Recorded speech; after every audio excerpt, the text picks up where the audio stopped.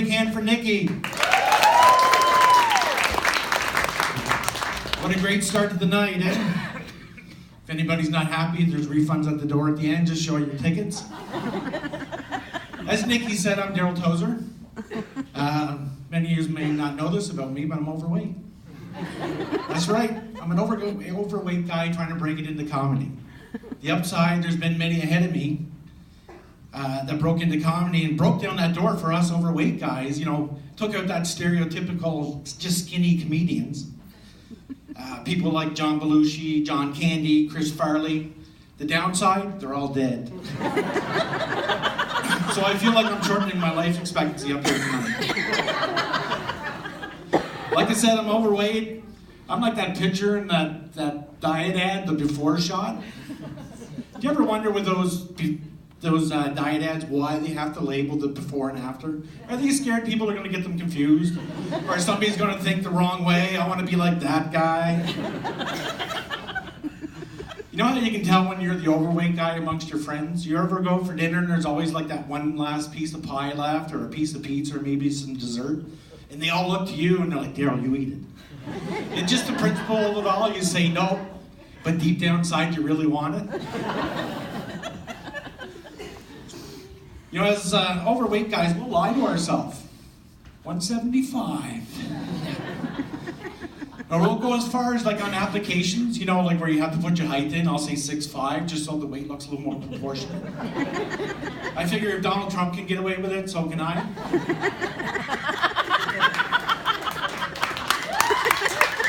Sometimes even as an overweight guy, we'll lie to the point that where we put our family's lives in danger. On a recent trip, we were down in Maine and we took in this water park. And if you can picture, this water park is like 5 flights of stairs high, so we get to the top, there's 4 of us, and here's the sign, it says weight restriction. So I'm looking, there's my daughter, there's my son, there's my wife, and there's me, and I'm like, oh shit, we're over. So everything's going through your mind. You know, is the lifeguard going to say something? Are we going to get stuck? So you finally get on and we go and we shoot like a cannon. I swear to God, my heart stopped on the way down and we get to the bottom and my kids are like, again! I was just like, go ahead, go ahead. So I'm approaching the big 50. Anybody in 50 here? I find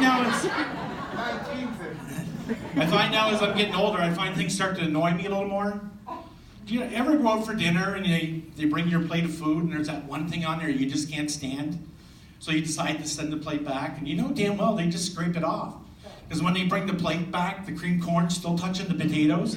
And I'm like, damn it, mother, I'm 49 years old. You're still putting cream corn on my plate.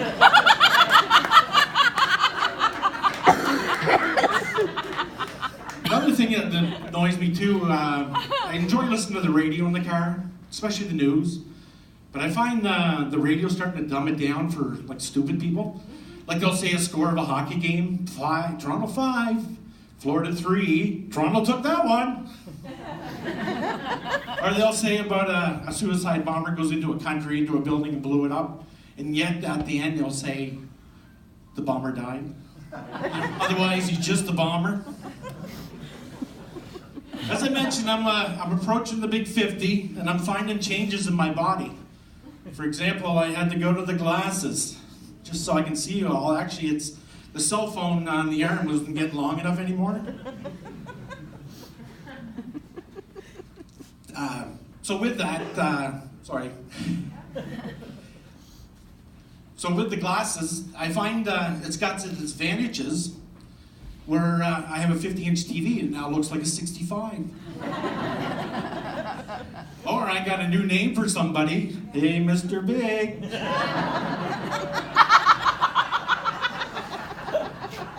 My kids are in the audience. Now there's a downside that my glasses make a thing every big. My wife sent me out for navel oranges the other night. I come home and she's like, damn, why'd you get tangerines?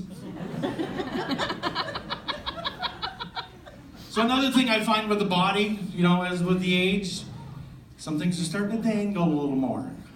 Oh dear. I'm scared to get naked in front of the cat now, thinking he might think I'm a Christmas tree.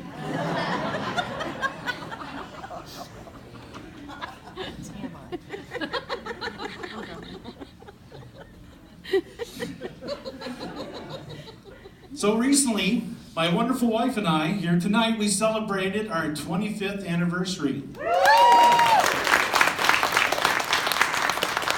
We got 2 kids, 4 pets, a house and a mortgage. Married for 25, and I still struggle with commitment. Just today alone, I plugged my iPhone into the computer, and you get that message pops up. Do you want to make iTunes your default player? And I'm like, no, I'm not ready. But yet there's that little spot where you can check off, don't ask me again. I'm scared to check that off in case I can't go back. So if you could put this all together, I'm 49 years old, I'm overweight, married to my wonderful wife for 25 years, and I know what you're all thinking. How's the sex life? The sex life is great. The only thing is now, she wants to wear my glasses when we're having sex. Thank you, everybody. Have a good night.